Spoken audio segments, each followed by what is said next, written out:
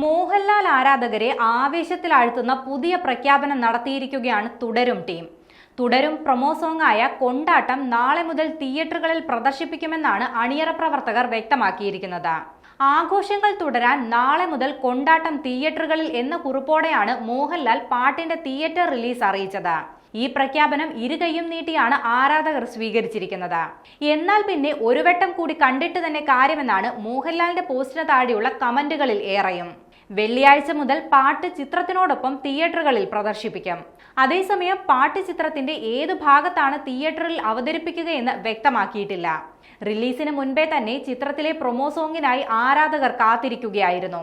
എന്നാൽ ചിത്രത്തിന്റെ മൂഡിൽ നിന്നും തികച്ചും വ്യത്യസ്തമായ പാട്ട് ഏറെ കഴിഞ്ഞാണ് പുറത്തിറക്കിയത്. ഏപ്രിൽ 25-ാം തീയതി പുറത്തിറങ്ങിയ ചിത്രത്തിന്റെ പ്രൊമോ സോങ് ഏപ്രിൽ 30-നാണ് സാമൂഹിക മാധ്യമങ്ങളിലൂടെ പുറത്തുവിട്ടത്. വിനായക് ശശികുമാറിന്റെ വരികൾക്ക് ജേക്സ് ബിജോയ് സംഗീതം നൽകി MG ശ്രീകുമാറും രാജാലക്ഷ്മിയും ചേർന്ന് പാടിയ പാട്ടിന് വലിയ സ്വീകാര്യതയാണ് ലഭിച്ചത്. ബൃന്ദ ഗോപാലിന്റെ കൊറിയോഗ്രാഫിയിൽ മോഹൻലാലിന്റെയും ശോഭനയുടെയും ചടുലമായ നൃത്ത ചുവടുകളാണ് പാട്ടിന്റെ മുഖ്യ ആകർഷണം.